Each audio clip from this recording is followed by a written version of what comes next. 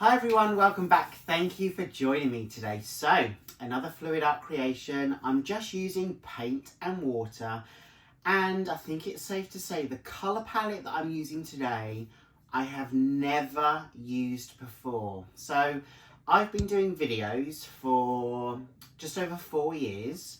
I've been painting this kind of method 5 years. So, to say that I've never used this colour palette before, you must be intrigued to see what the colours are. Well, I am going to take you down just so you can see the canvas. I'm actually using a round canvas, and I'll also show you those colours. And sometimes people ask me where I get my inspiration from in terms of how to put colours together in a palette. Well, I use various things. I use my kind of intuition. I look outside, look at nature. That's a natural colour palette that you can take colours from and also see if colours work really well together.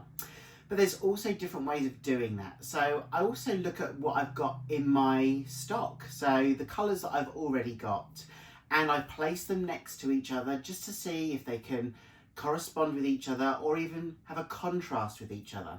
So this is an experiment as well, because although I think the colours look really good together next to each other, it's whether they work in a fluid form on a canvas. So I'm excited to do this. I'm really pleased you're here. So as always, let's see what we can create. So here are the colours that I'm going to use. So this is my colour palette. You'll see here I'm using different brands. I'm using an Amsterdam, Winsor & Newton and Arteza. So I will list all of these names of the brands plus the colours in the description box. But just to give you an idea, they're just there. I'm going to mix these with just water. 1 part paint to 1 part water. So today I'm using a circular canvas. So as you can see, it's just a standard size. It's on my stand ready. The colour palette I just showed you is now all mixed up. 1 part paint to 1 part water. This is going to be the base colour, and then the other 4 colours over the top. So there's that deep green, the rose quartz. I love that really rich red colour against the grey. So they're the colours. That's my base colour and the canvas. So we're ready, right? Let's go.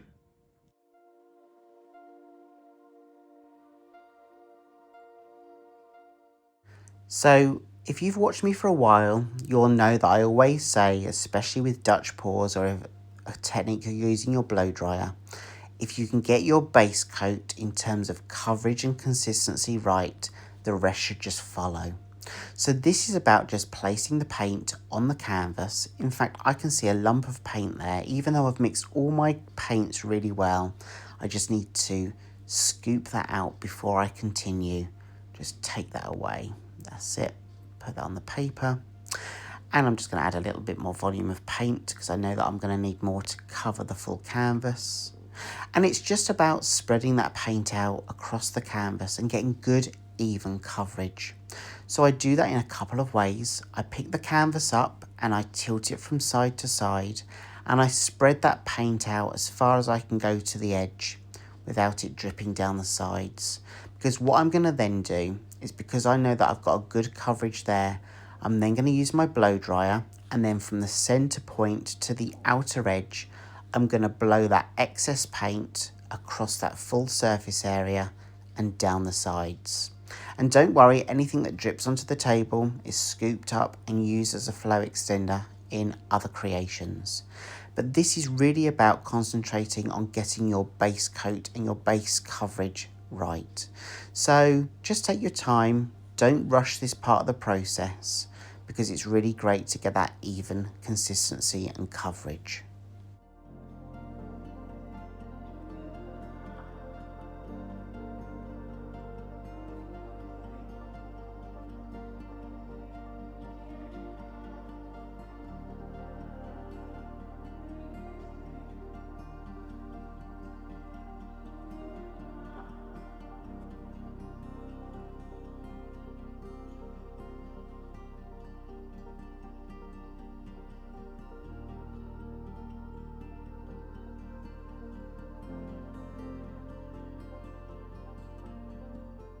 Okay, I'm nearly done. And it's taken me some time, but I wanted to show you that full process. It's not always easy to ensure that you've got good coverage.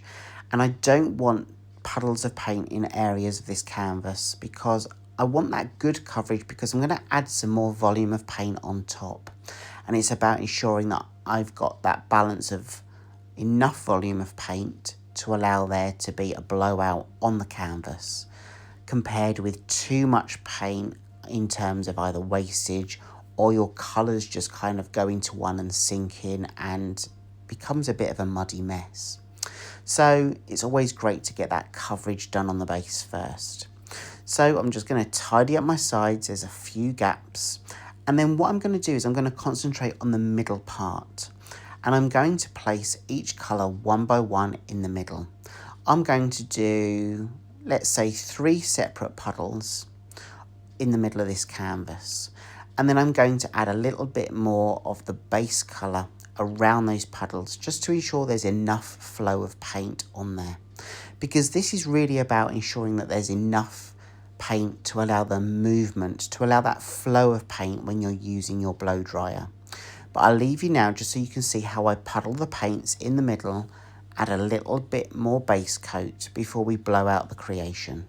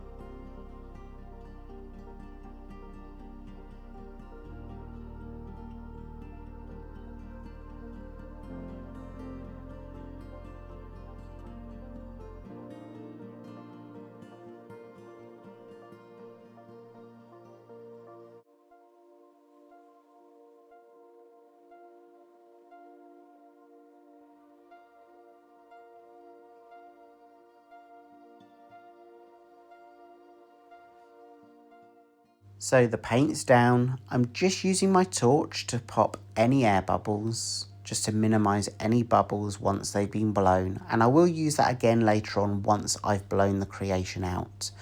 I'm using my hairdryer. It's on a cool setting and the lowest blow speed.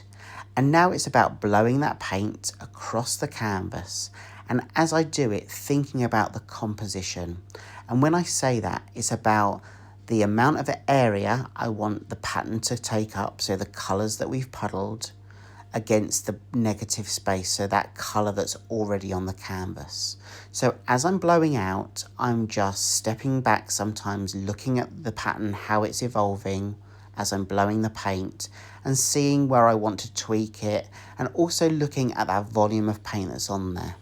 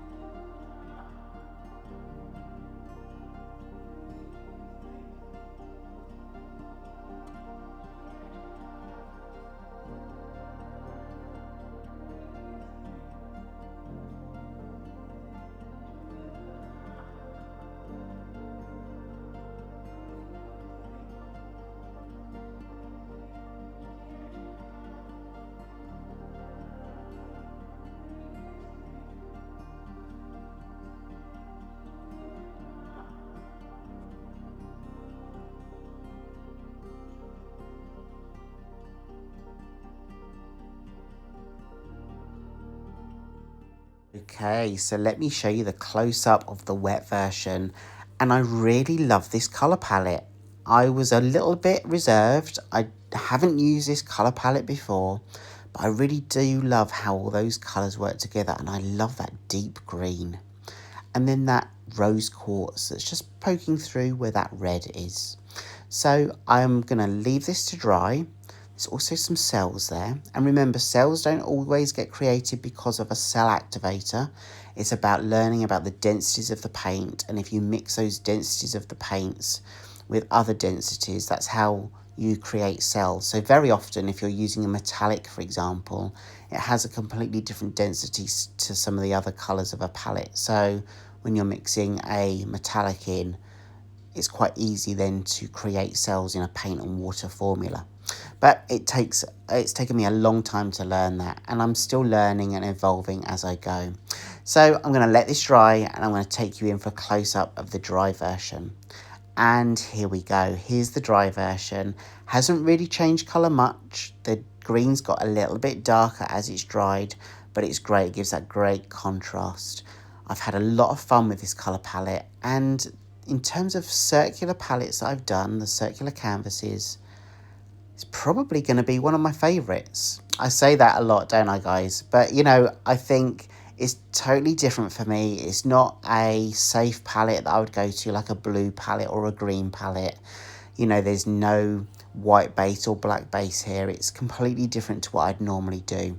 But I've really had fun doing this, and I love the effects that it's had on this canvas. Remember, this was just paint and water, 1 part paint to 1 part water. Anyway, I hope you've had fun. Thank you so much for being with me today. And I really do hope I get to see you again in the next video. Have a great week ahead, whatever you're up to. Take care of yourselves, and I'll see you soon. Bye, everyone.